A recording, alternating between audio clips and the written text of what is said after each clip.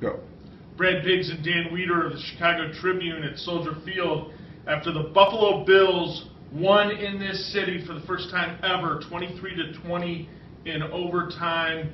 The Bears had hoped to have a better defense this season, Dan, and they were very poor in an effort to stop the run today. Yeah, we talked all year about they had to get better than the league worst 161 yards a game they gave up on the ground. Well, today in the first test against the Bills, they gave up 193. They gave up the 38-yarder on the biggest play of overtime, which gives the Bills the easy field goal. All the things you thought about this defensive line being overhauled and refurbished and having more strength up front, they got beat on blocks consistently, and it left linebackers and safeties to make tackles that they couldn't make, and again, there's just no signs of dramatic improvement here. Right, I mean, if people want to bash the Bears' safeties, they certainly need to play better, but when your safeties are routinely being called on to make plays downfield in the running game, you've got a problem with your front seven, and that's where the Bears sunk their resources this offseason with cash, with draft picks.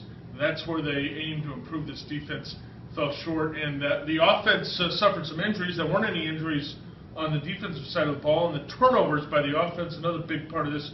Buffalo's 23 points, 13 of them off 2 Jay Cutler interceptions and a fumble by Brandon Marshall. Yeah, and 2 of those are with the Bears in field goal range. In a game you lose in overtime by a field goal, you have 2 turnovers in field goal range. And the last one by Jay Cutler, the interception, on a bootleg to his right, nobody's open. You put that ball 7, 8 rows deep in the stands, and you let Robbie Gould come on and try a 52-yard field goal. Yeah. Instead, Kyle Williams intercepts it. They get a horse collar tackle on the play, and Buffalo's set up for a go-ahead drive that was a short field goal drive because of that. Right, and first interception of nose tackle, Kyle Williams' career. Just a terrible throw by Jay. Curious play call, really, too, I thought, on 3rd and 1 to roll him out like that, but not what the Bears wanted to see here in Week 1, no question about that. Doesn't get easier next week when they go to San Francisco, a house of horrors for them. Yeah, and you look at the types of quarterbacks that cause the Bears difficulty. Colin Kaepernick will give this defense all they can handle. You've got to set the edge on him. You've got to be ready for that stuff.